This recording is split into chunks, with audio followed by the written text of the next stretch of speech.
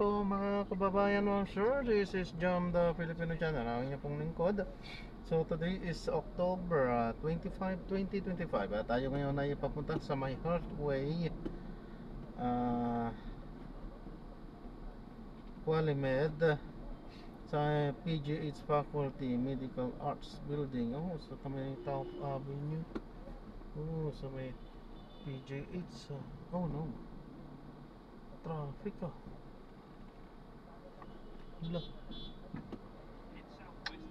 Ano ba naman tong napupuntahan natin? Lahat na ng traffic.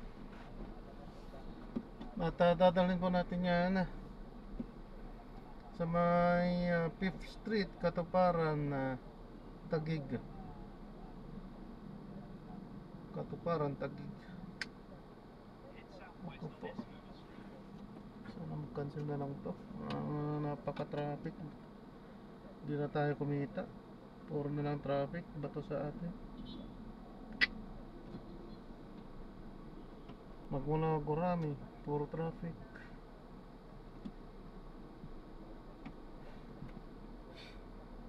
Ano ba naman yan? Kapangit naman. Ay, Diyos ko.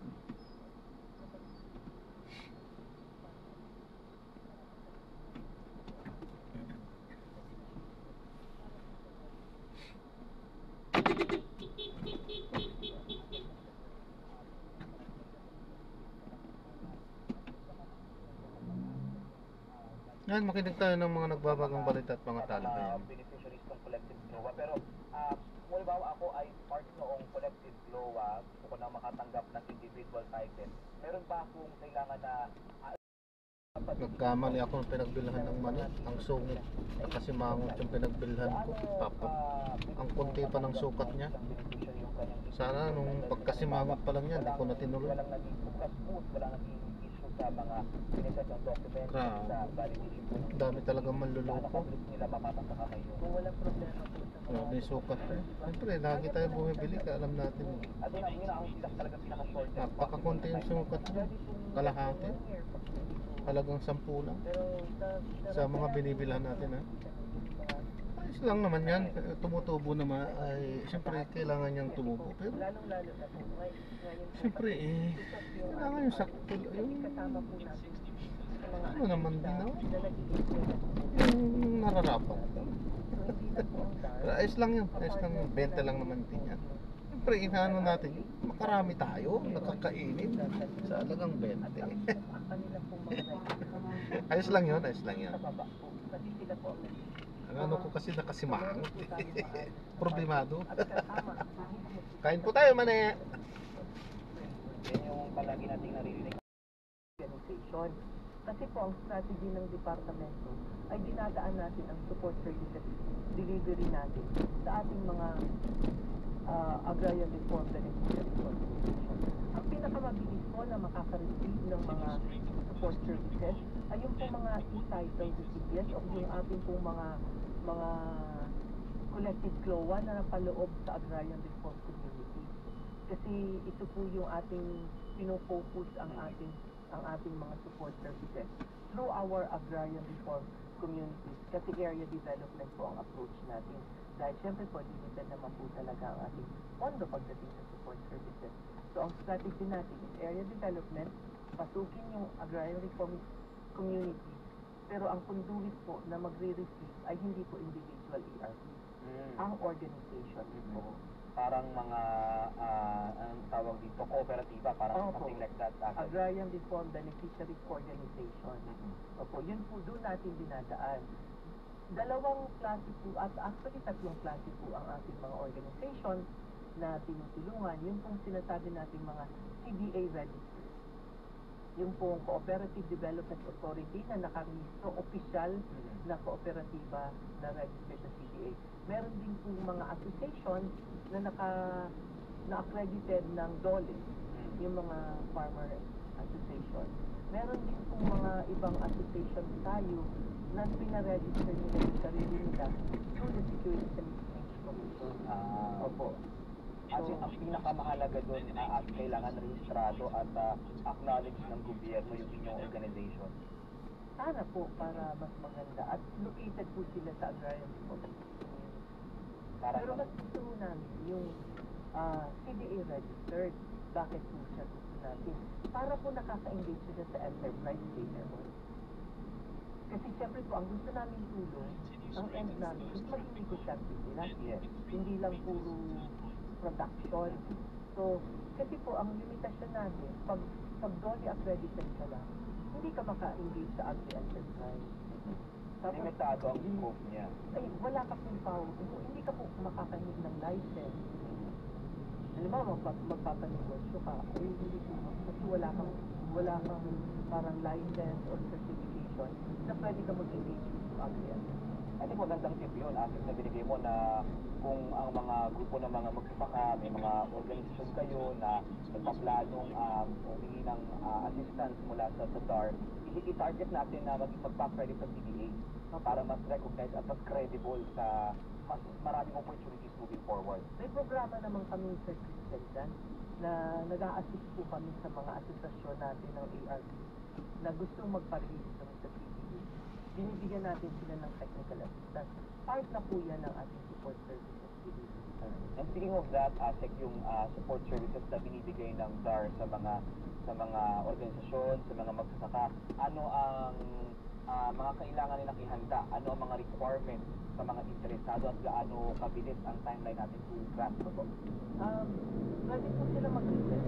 Kasi kasabihan naman po ng mga organizations na nasa agrarian kaya meron po tayo tinatawag na development na tumutulong po sa kanila para po kailangan sa documentation.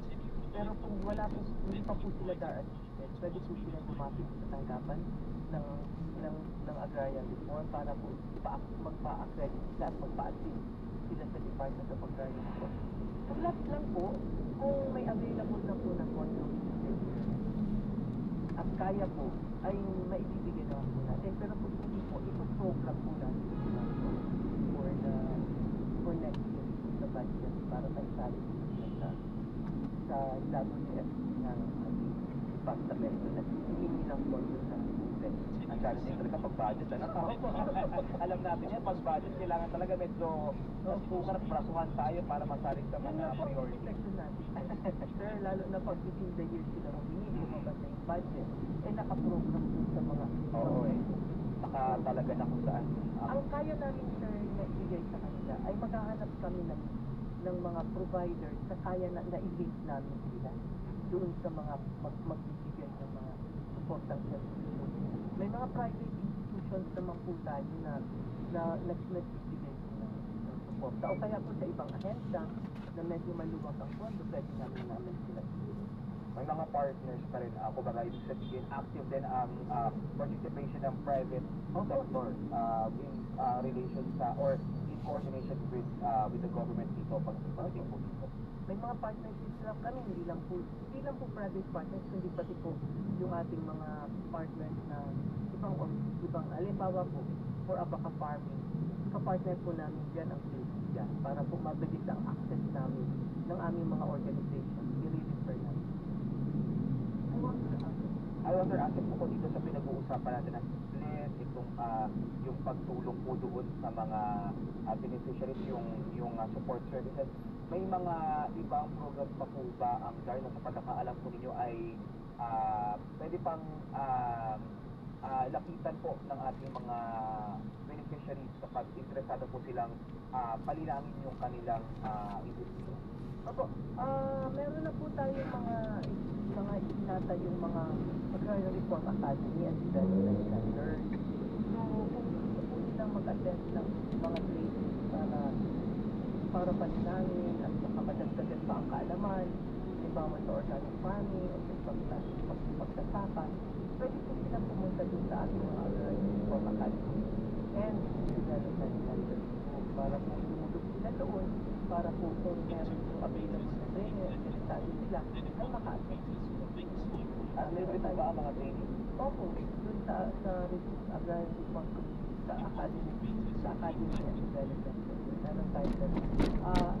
Ang iba po ay inopen lang. Ang iba po ay halos matapos.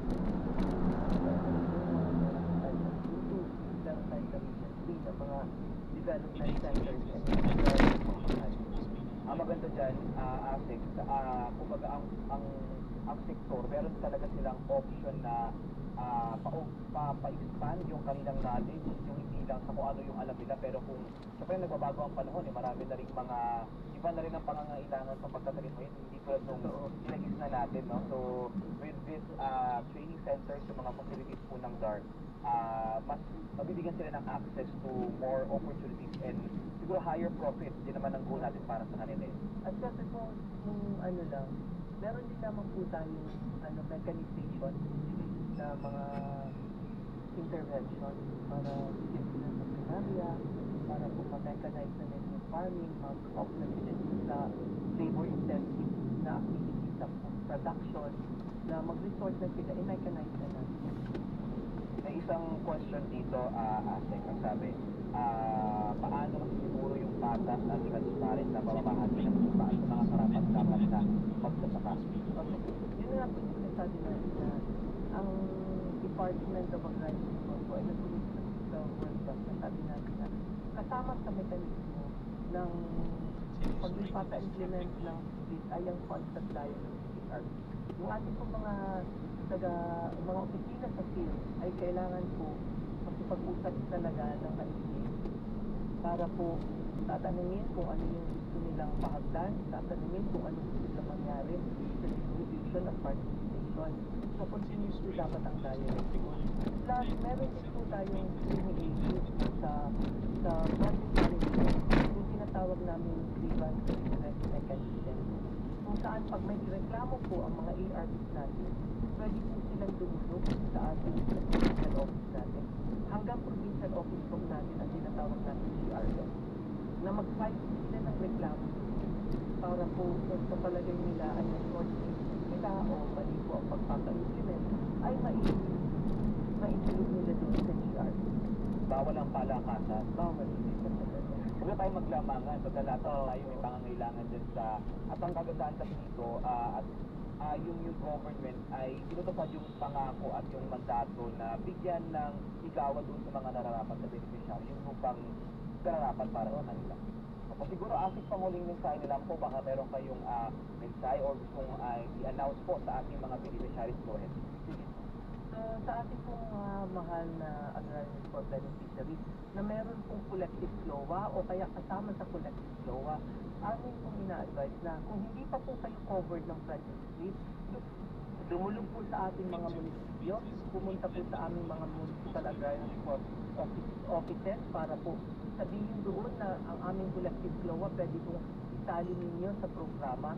O kaya po kung wala po kayong municipal offices ay dumulog na lang po diretso sa provincial office o regional offices natin sa DAR para po ma-recommend na mapunta dito sa CPS na maisali po ang kanilang collective LOA dito po sa programa para po mapabilis na po yung pagpapahal nila at makuha nila kaagad ang kanilang individual title.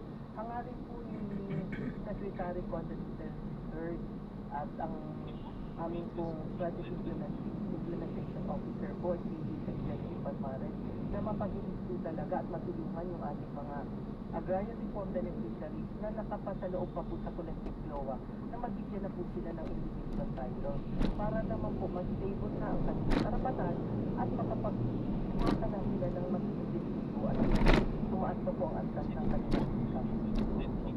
So, aantayin po namin kayo sa mga maro namin, sa mga DAR po namin at regional offices para po sabihin sa amin na ipakover na po ang collective LOA na maisali na po sa project namin o support of land for individual sites.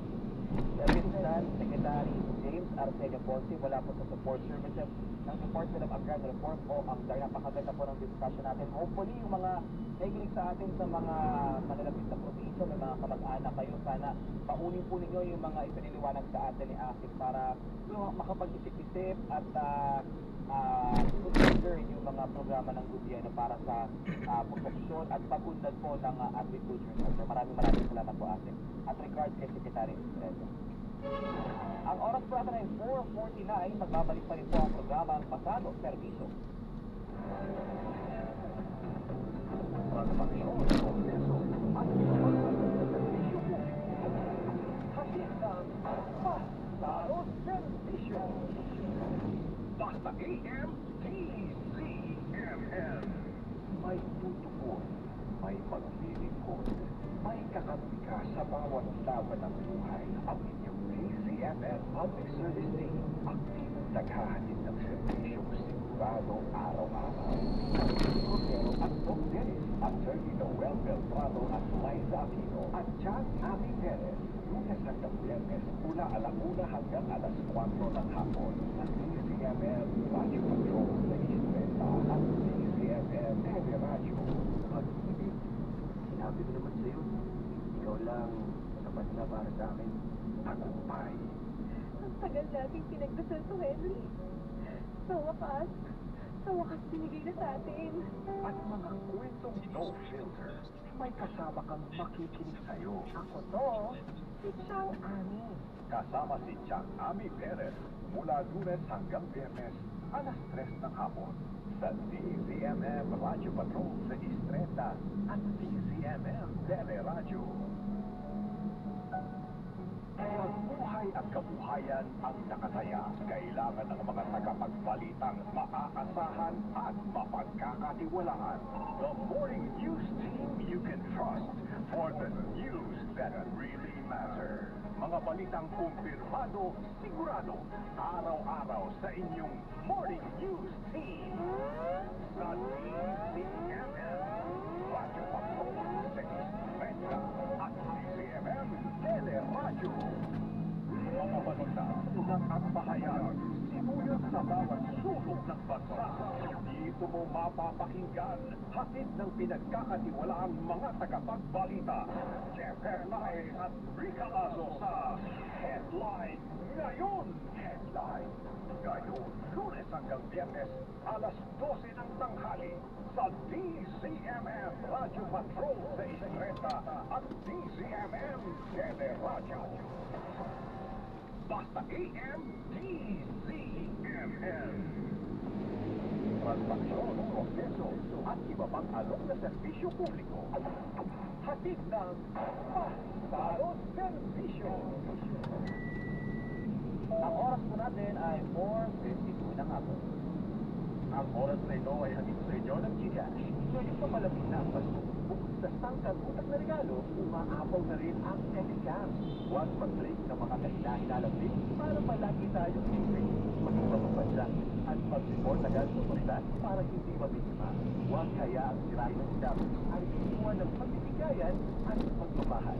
Isang paalala mula sa Gcash. Basta may link, huwag i-click, SMS mo, scam yan. Gcash ang sinet by Bangko Sentral ng Pilipinas.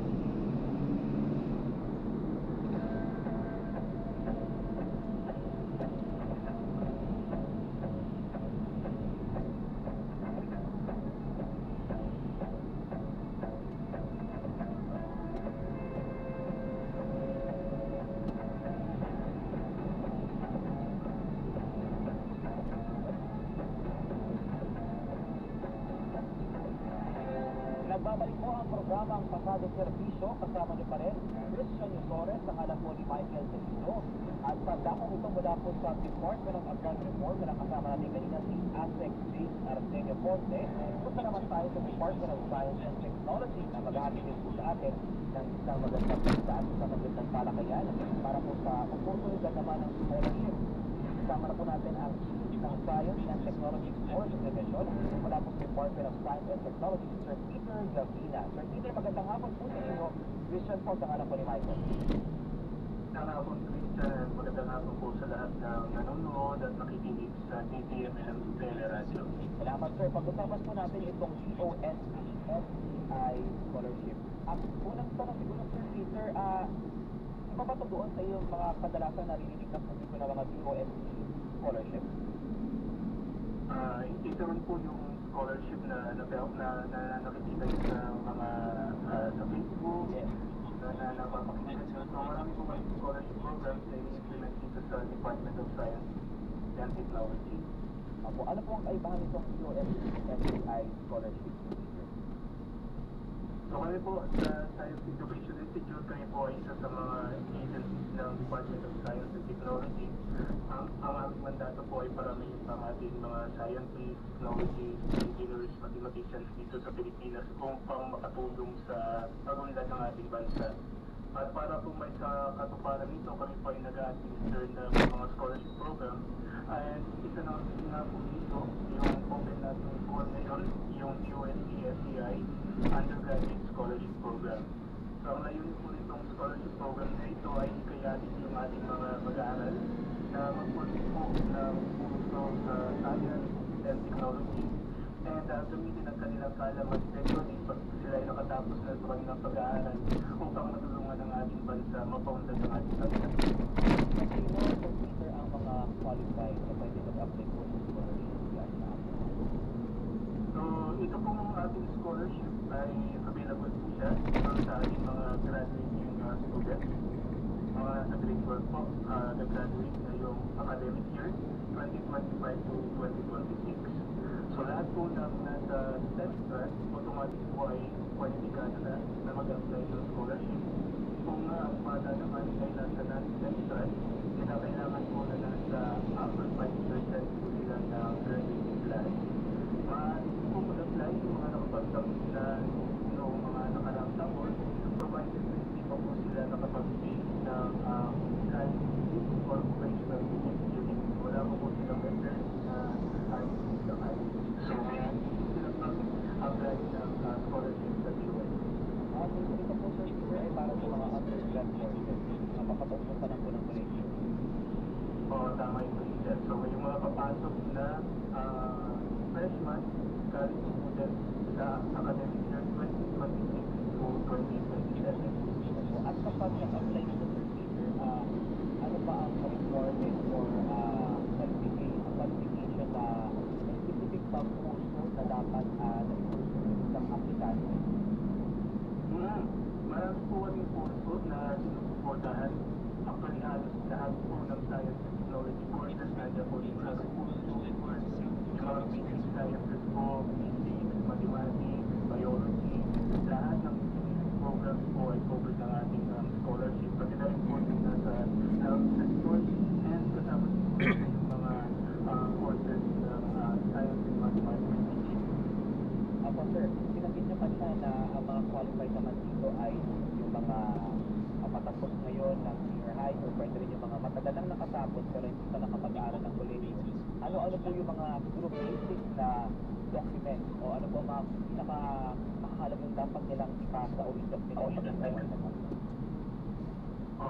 So, ang mga dokumento po na kinakailangan isubmit sa amin through our e-application system ay unang-una po dito yung certification from the principal. So, sa high school po minsan sila nag-aaral na sila ay nasa upper 5% ng graduating class kung nasa non-STEM strand. And then certification din po kung sila ay nasa STEM strand. Meron din po tayong certification na dapat yung kukuha ng examination ay merong good moral character at nasa malakas ang pangangatawan para makapag-pursue po ng kolehiyo. So ito pong mga certifications nito, mga dokumento nito ay downloadable po sa website ng USCSCI. Bukod doon sa mga documents, may kailangan pa bang pagdaanan ng mga exam or test yung mga applicant? Meron po. Ito po ay meron po kami na-administer na qualifying exam. So kung sila po ay makakapasa sa initial screening, sila po ay magpuproceed sa qualifying exam. Ang qualifying exam po natin ay gaganapin sa February 21 to 22, 2026 sa lahat po ng testing centers sa buong bansa. So lahat po magkakaroon ng access kung halimbawa nasa Patati sila, o nasa Tawi-Tawi, nasa Sulu, meron po kami testing center doon. So doon po sila mag-take ng exam. Kapag ang pinaka-timeline talaga nito, Sir Peter, maigagawad yung or lalabas ang resulta bago ang start ng eskwela. O tama ka dyan, Christian, no? So ang target po natin ay ma-announce ang result ng examination sa May po bago po magpatupan sa June. Opo, I think isa sa mga magandang nabanggit ni Sir Peter kanina yung minention niya na e-application. So, ibig sabihin, sir, hindi na kailangang personal na magpunta sa mga tanggapan ng DOST para makapag-apply. Oo, tama ka dyan, Christian, no? So, hindi na kailangan pumila, no? Wala na po tayong pila dito sa DOST. Lahat po ng application natin ay online na. So, kinakailangan lang po nung bata na i-download muna yung mga certification, yung mga forms, i-accomplish yun, papirman sa mga autorizadong personnel, municipal, barangay officials. And then once accomplished na po ito, ay kinakailangan i-upload ito doon sa ating online application system. So, yun po, hindi na kailangan pumila po, hindi na kailangan pumunta sa tanggapan ng DOST. Ano natin, mag-take advantage tayo sa technology sa kanyang convenience, di ba, nung panahon ngayon. Sir, ito ay yearly naman, hindi po ba? Tama po ba na scholarship grant ng DOST? Oo, tama po ito, no? So, every year ay kami ay nag-award ng 10,000 scholarship. Mga public scholarship po yan, mga magpupuso ng first year. So, 10,000 po yan every year.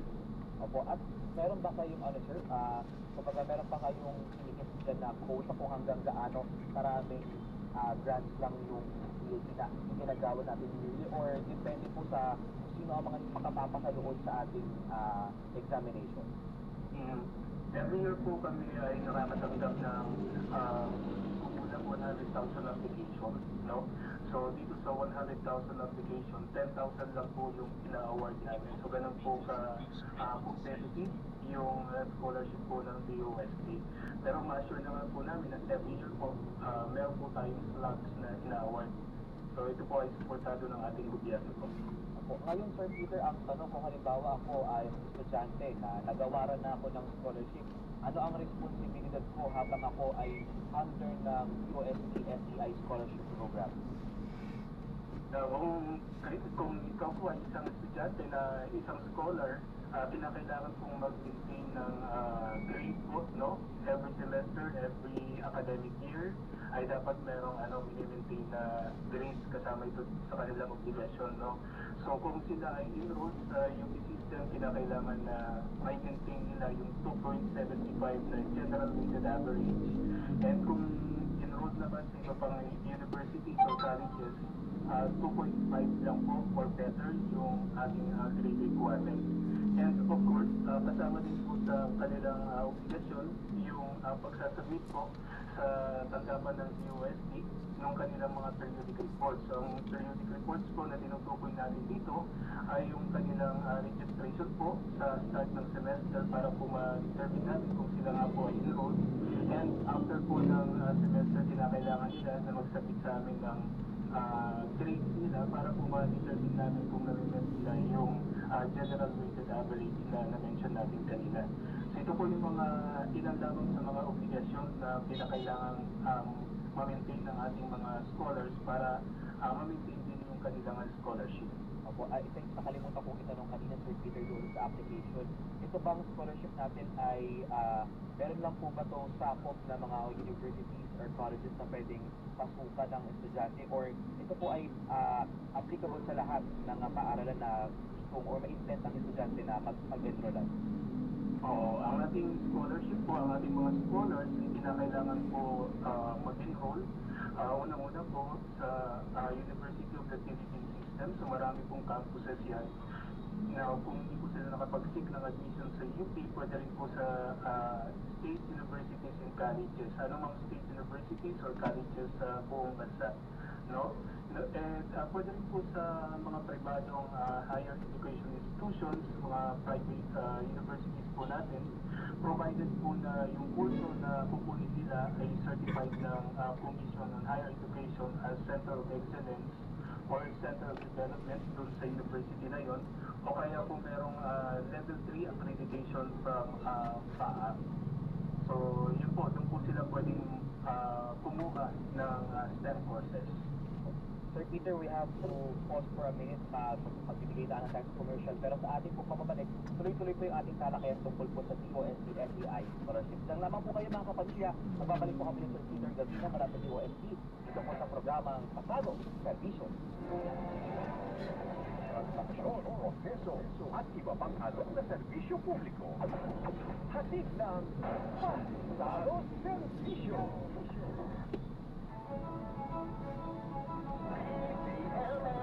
Radyo Patrol sa istrenta ng balita sa piling ko. Saan man sa buong mundo,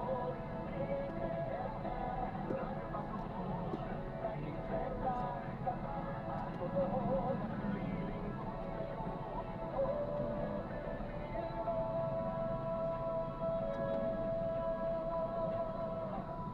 Ito po ang DZMM Radyo Patrol sa Istresa at DZMM Teleradyo. Una sa balita, una sa public service. Kami po ay kasapi ng KBP, ang kapisanan ng mga broadcaster ng Pilipinas. Ang oras, 5:05 ng hapon.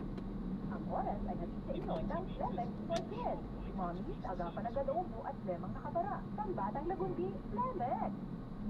Basta AM DZMM. Hello, attorney!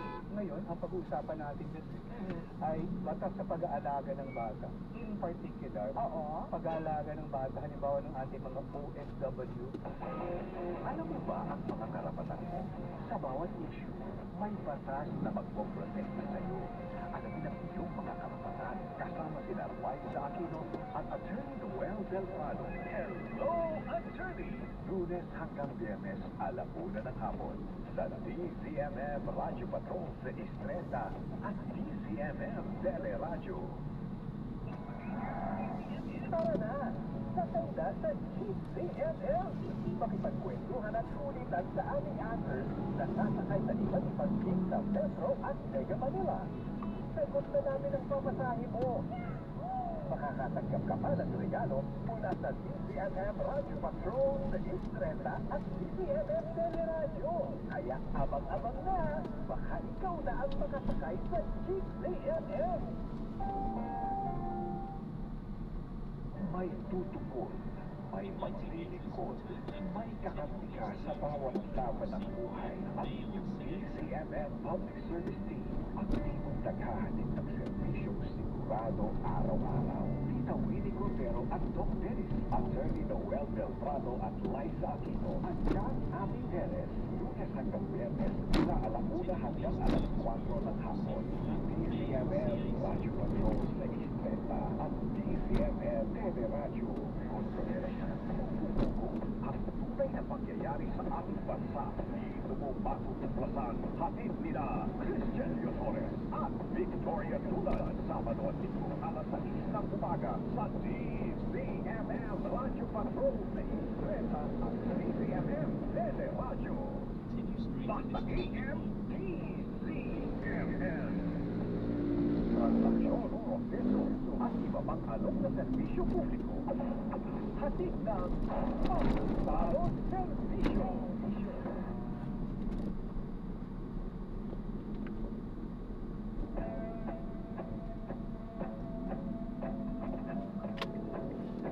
As promised, nagbabalik po ang programa Pasado Servisyo. Patingin ko lang po na magandang hapon na nanonood sa atin dyan sa Cavite, si Ma'am Ana Lacson. Kapit-bahay daw natin, sabi ng nanay. Good afternoon po, magandang hapon. Sana po ay maayos ang inyong Saturday afternoon. And as promised nga po, kasama pa rin natin sa ating programa si Sir Peter Gavina, ang Chief ng Science and Technology Scholarship Division mula po sa DOST. Sir Peter, maraming salamat po ulit. Salamat din po. Opo.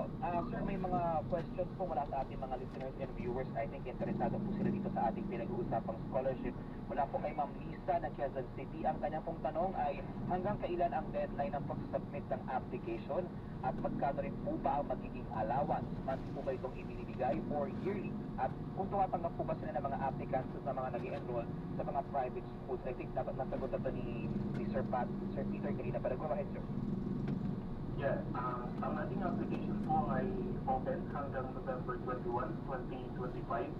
So ito po ay nagbukas noong October 20 and sana po lahat ng kwalipikadong mag-aaral ay makapag-apply dito sa ating scholarship.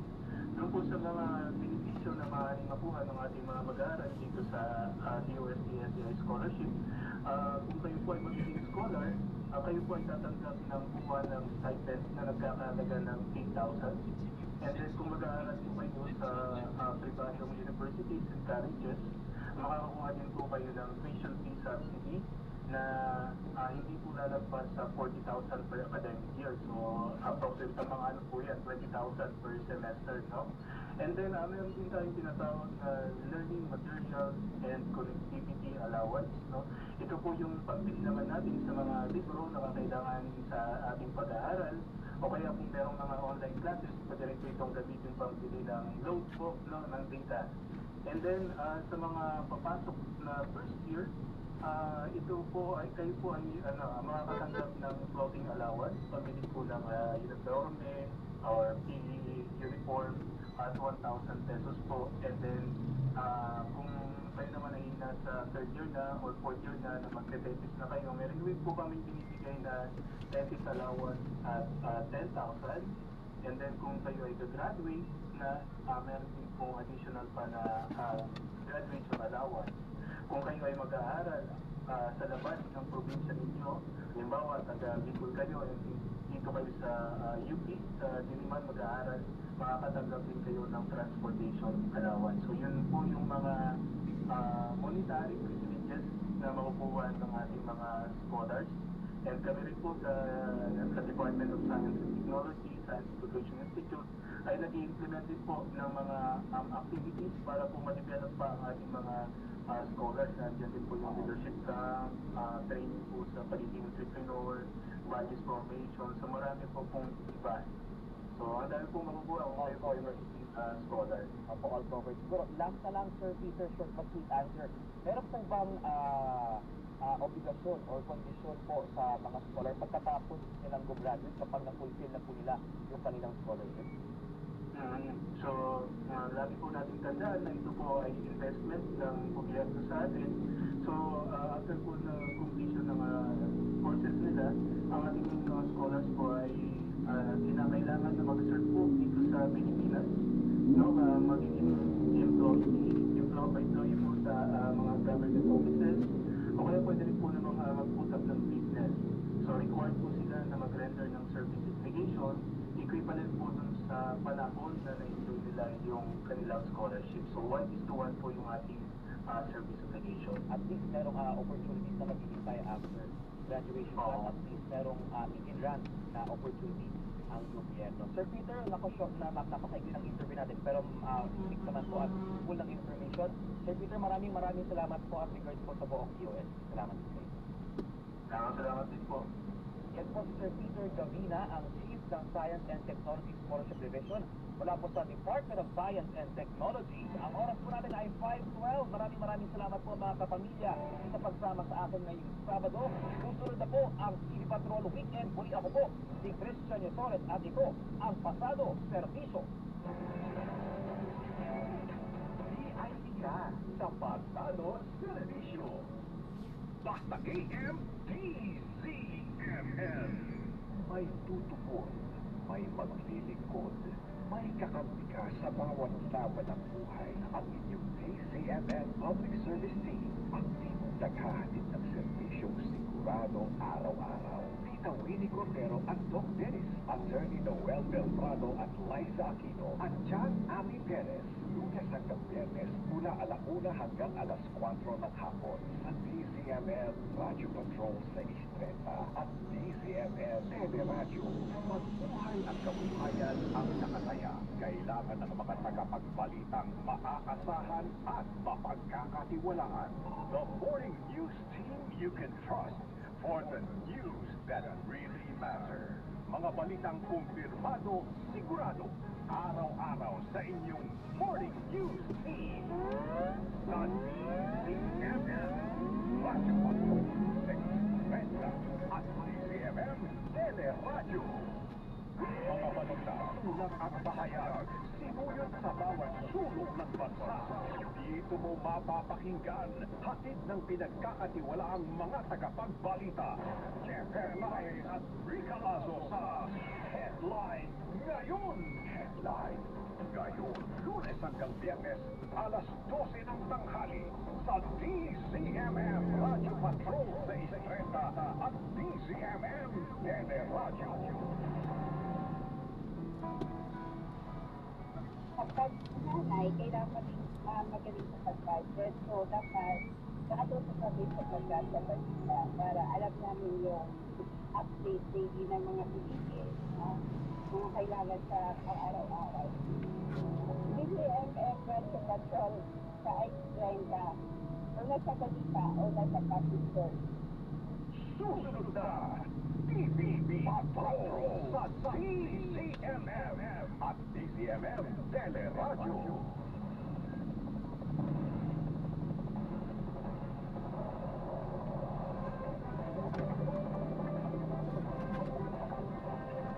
Station ng mga fishermen natin. We are united to defend and protect what we have. Sama-sama tayo sa pagtulong. Tayo ang lingko, tayo ang kapamilya.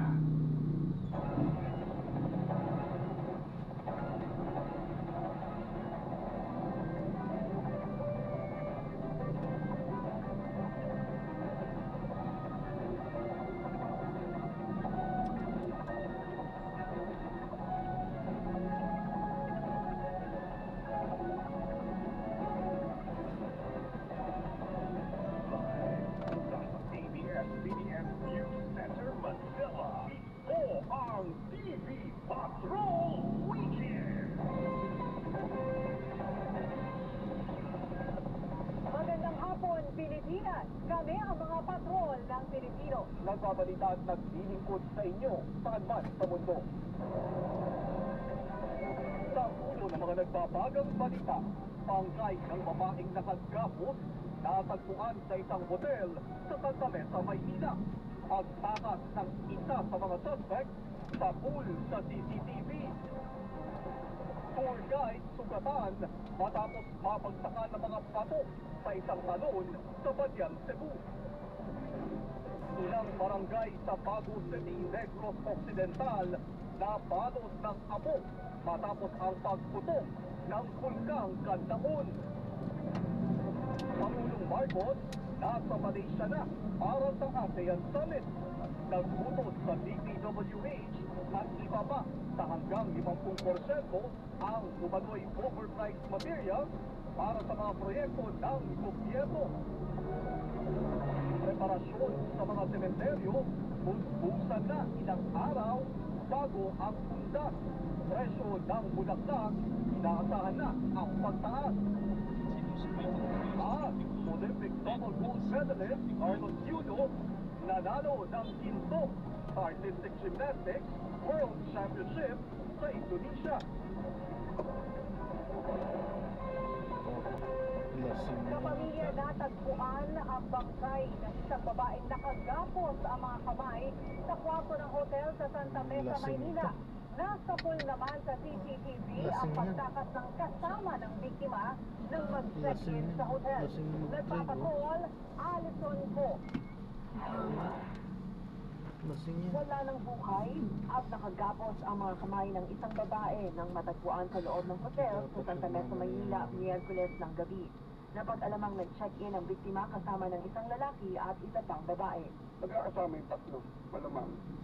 Nag-check-in. Kasi pag sa hotel, pwede yung dalawang babae, isang lalaki, pinapayagan nila yun. Wala umanong bakas ng dugo na nakita sa kwarto, kaya pala isipan ang dahilan ng pagkamatay ng biktima na hindi pa rin nakikilala. Ayon sa inisyal na investigasyon ng Santa Mesa Police Station, nasa 5 feet ang taas ng biktima na nakasuot ng itim na sando at itim na leggings. Isa sa sinisilip sa investigasyon ang CCTV ng Barangay 589 Santa Mesa, Maynila, Huwebes ng umaga. Nakunan dito ang paghabol ng rumboy sa isa sa hinihinalang babaeng suspect. Kita dito ang paglalakad ng tila balisang babae na nakasuot ng face mask at may dalang helmet. Sa isa pang video, nakuhanan ang pagtagpo niya mula Peralta Street hanggang Bimapa Street matapos buwan sinusundan ng lalaking nakaperting t-shirt. Hindi na siya nito nahabol dahil mabilis na sumakay sa bahagi ng Old Santa Mesa. Ayon sa barangay, room boy ng isang hotel ang bumuntot sa babae. May kasama umano itong isang lalaki na hindi na nakakita ng CCTV matapos tumakas gamit ang ibang ruta. Samantala, sinita ng punong barangay ang umano'y kakulangan ng seguridad ng hotel. Kulang, wala pong security guard yun eh. Dapat magkaroon at maging sa pagbabantay.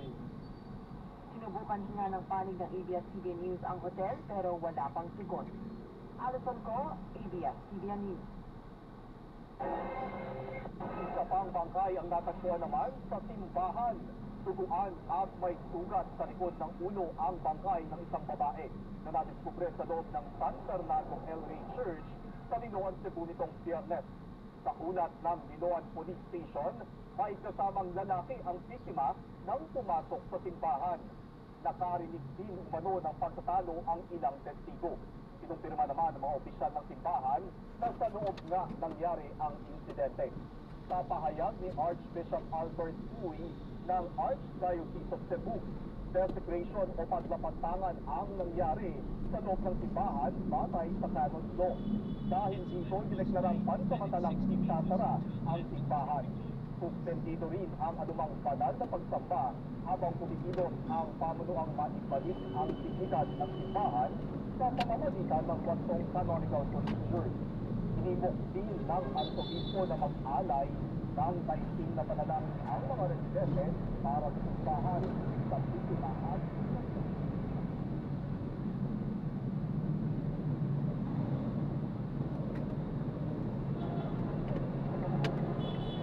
tricycle driver sa Maynila noong nakaraang taon. Nagpasalamat naman ang anak ng biktima sa pagkakaaresto sa suspect na matagal nang nagtago sa batas. Exclusive nagpapatrol, Jesse Cruza. Sinalakay ng mga operatiba ng Warrant and Subpoena Section ng Manila Police District ang bahay na ito sa barangay Lambahin sa Marilao, Bulacan, Huwebes ng hapon. Target ng operasyon ang notorious na hitman para sindihan ang warrant of arrest sa kaso. Nagawa pang mga takbo ng suspect pero nasumubin siya ng mga otoridad. Ang 30 anyos na lalaki ang suspect sa pamamaril sa 27 anyos na tricycle driver sa Tondo, Maynila, Marso ng nakaraang taon. Hitman to ng yung mga top personalities. So, siya yung hinahanap pag may mga hindi nakalimit, allegedly. So, yung recuperation niya dito sa Manila, dito siya bumibira, tapos sa papalamit siya sa Marilao. Inamin ng suspect na gumagamit siya ng droga, pero itinagsiya na siya ang nasa likod ng pamamaglap. Wala naman po mga kailangan ng babae po na para pumatay po. Pero lang po isang taon po na may galit sa akin siya kaya po ako tinuruan. Hindi naman napigilang mapaiyak ng mga magulang ng biktima nang mabalitaan umuusad ang hustisya sa pagkamatay ng anak. Bakit pa yun? Kasi tangali pa lang niya yun, hindi po nakakabot po sa mga nagsusin po. Dahil po sa pag-aaral ng kapatid niya. Natutuwa po ako ng ulit ko, pero yung mastermind ko ang kailangan ko naman. Yung kasalanan niyo po, yung Lord Son. Binuwa ko. Nakuha rin sa suspect ang caliber 45 at 9mm na baril at mga bala. Inaalam pa ng mga otoridad kung nagamit ng suspect ang naturang mga baril sa krimen. Sasambahan din siya ng kasong illegal possession of firearms. Jesse Cruza, ABS-CBN News. Dumating na sa Malaysia si Pangulong Ferdinand Marcos Jr. kasama ang buong delegasyon ng Pilipinas para sa 47th ASEAN Summit and Related Summit, OPAS. Live mula Kuala Lumpur, Malaysia, nagpapatrol si Arlene Delgado. Arlene, ano ang mga bibigyang pansin ni Pangulong Marcos sa kanyang pagdalo sa ASEAN Summit? Nangako si Pangulong Ferdinand Marcos Jr. na isusulong ang interes ng Pilipinas at mas palalamin pa ang ugnayan ng mga bansa sa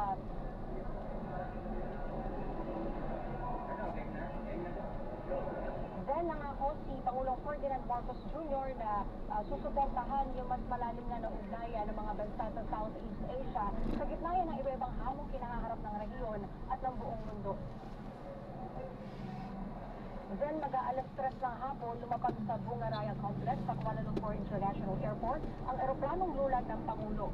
Kasama niya sina First Lady Liza Araneta Marcos, Press Secretary Cristina Roque, Social Welfare Secretary Rex Gatchalian, Communications Secretary Dave Gomez at iba pang miyembro ng delegasyon ng Pilipinas.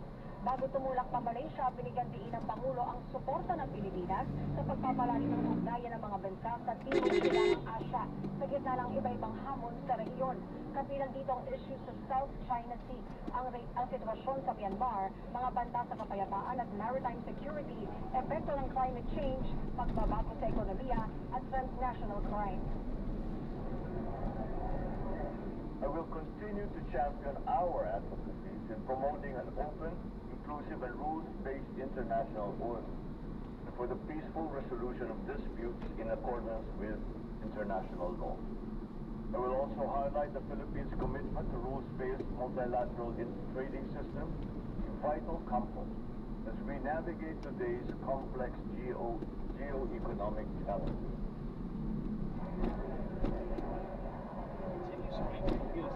Nakasanayan niya ang lakas ng ASEAN sa individual na kakayahan ng bawat miyembrong bansa. Kaya nangako ang Pangulong palalakasin pa ang burokrasya ng bansa na tumutugon sa mga pangangailangan ng mga Pilipino at gawin itong transparent at may pananagutan. Inaasahang aabot sa 14 na high-level meetings ang dadaluhan ni Marcos Jr. sa 3 araw na pagtitipon. May bilateral meetings din siya sa mga leader ng iba-ibang bansa. Pero wala pang kumpirmasyon ang Department of Foreign Affairs kung sino-sino sila. Lalagda rin si Pangulong Marcos ng ilang kasunduan, kabilang ang deklarasyon ng formal na pagsali ng Timor-Leste bilang ika-11 miyembro ng ASEAN. Sa huling araw ng summit sa October 28 Martes, formal nang ipapasa ang ASEAN chairship sa Pilipinas para mag-host ng ASEAN Summit sa susunod na taon. Ito na ang ikalimang beses na mangunguna ang Pilipinas sa pagdaraos ng naturang summit. Then bukas, October 26 linggo, ay formal nang mabubuksan ang 47th ASEAN Summit and related summits dito sa Kuala Lumpur sa Malaysia. Then, maraming salamat, Hardin Delgado. Matapos ang matagumpay na Season 1 na umabot sa 5.5 million views, umanda na sa pagbabalik ng Philippines Most Shopping Story Season 2. Handog ng ABS-CBN News and Current Affairs, sama-samang usitain ang mga kwentong balot ng misteryo, trahedya at krimen sa bansa. Huwag palampasin simula ngayong Martes, October 28, alas 8 ng gabi sa ABS-CBN News YouTube channel pagkatapos ng TV Patrol.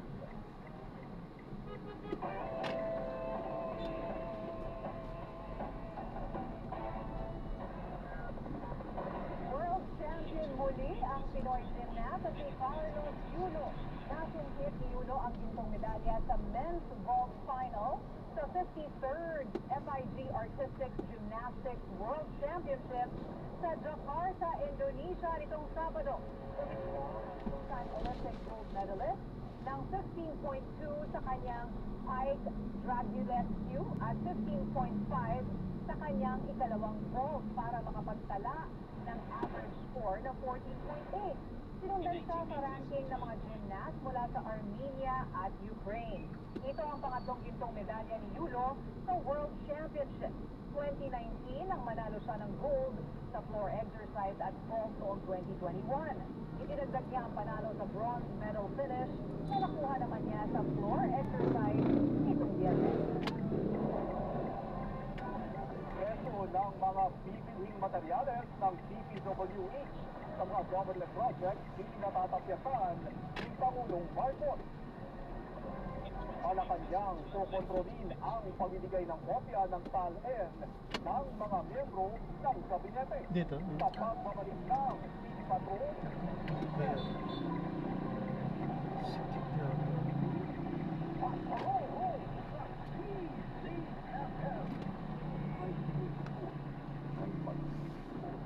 may kakasya sa bawat laban at DCMM Public Service ang naghahatid ng servisyong sigurado araw-araw. Ang Nini Cordero at Doc Dennis, Attorney Noel Beltrado at Liza Aquino at John Ami Perez, Lucas hanggang Biyernes mula 1:00 hanggang 4:00 ng hapon. Ang DCMM Radio Patrol sa Istreta at DCMM TV Radio.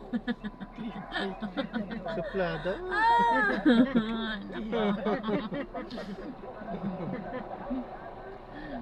Sumuli pa lang. Sagot na namin ang pamasahe mo. Makakatanggap ka pa ng regalo mula sa DZMM Radio Patrol sa Istreta at DZMM Teleradio. Kaya abang-abang na. Makasyaw na.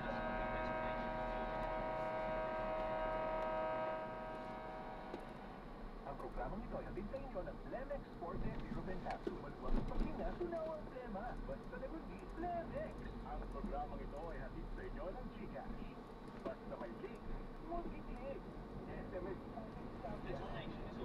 po, sa ugot higa, may Flemex 40 Serum and bottle.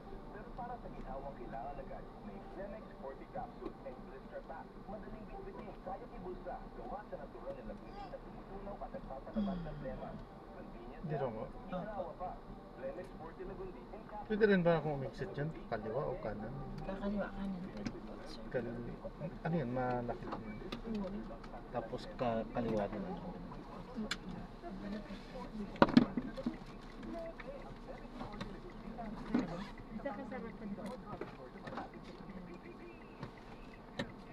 Hindi, sabay tulak po.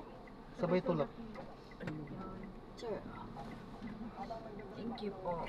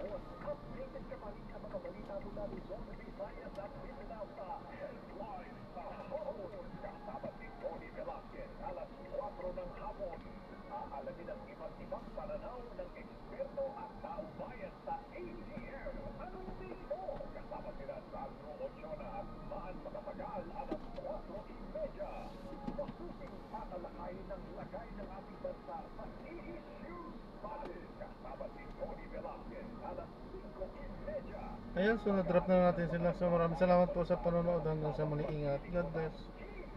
Paalam po muna. Pasalamat.